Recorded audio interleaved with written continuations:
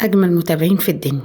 النهاردة جايبه لكم وصفة ملوكي من قلب المطبخ المصري، وصفة كل واحد فينا بيعشقها. هنعمل مع بعض الحمام المحشي بالرز والكبد والقوانص بطريقة تخلي الطعم يجنن والريحة تسحر البيت كله.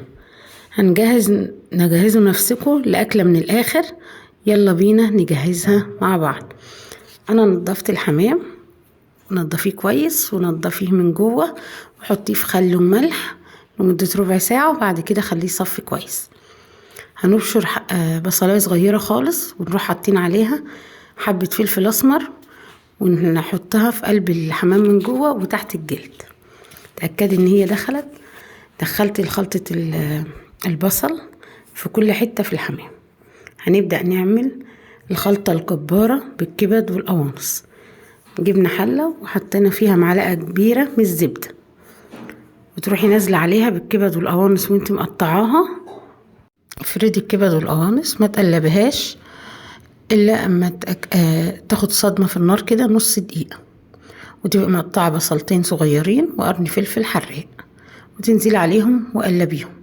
حط نص معلقة كمون ورشة من الملح، ربع معلقة ملح، وقلبي كويس. انا محطتش توابل كتير غير الفلفل والكمون. معيار الرز اللي حطيته مج ونص، وقلبيه شوية على النار، وبعد كده حطي قيمة مج بالظبط مية عشان تستوي نص سوا. وبعد كده هنبدأ نحشي الحمام مع بعض. حشي من جوه وما تدكيش الحمام قوي، يعني ما تحطيش رز كتير لان الرز بيستوي لسه معاكي. شايفين الجمال والحلاوة؟ الخلطة كانت ريحتها جميلة وطعم الخلطة حلو وطعم الكبد والقوانص لانك انت مش حاطة بهارات كتير. الخلطة مظبوطة وسوى الكبد والقوانص هيبقى جميل معاكي. وابدأي احشي واحشي من تحت الجلد، وزي ما قلتلك ما تضغطيش على تحطيش رز كتير لانه لسه بيستوي معاكي. اهم حاجة وانت بتجيبي الحمام وبتنضفيه ما تفتحوهوش من كل حتة عشان يطلع مقفل معاكي ومستوي معاكي كويس، ما يطلعش الجلد بتاعه متقطع. نضفيه من فوق من عند الزور وفتحة من تحت بسيطة كده، وما ما تبهربديش الحمام معاكي. قطعت طماطميتين مع بصلاية مع قرن فلفل حراق برضو كله شرايح، وحطيت عليهم رشة ملح، رشة كمون، رشة فلفل اسمر.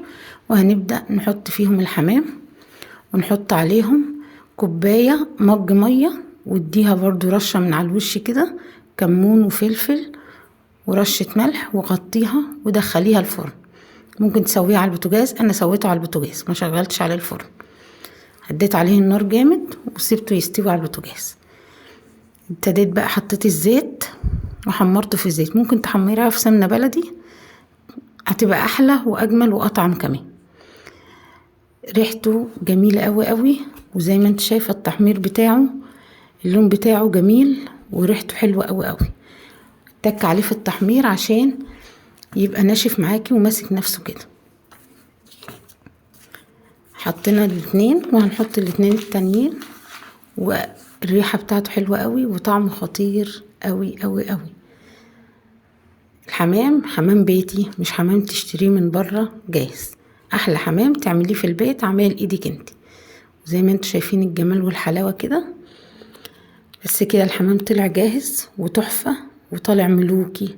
حطيت فرشت تحته الرز سويته، بقيت رز الكبدة سويته، ورحت رص عليه الحمام ورشة بقدونس بقى وحاجة بسم الله ما شاء الله عليه.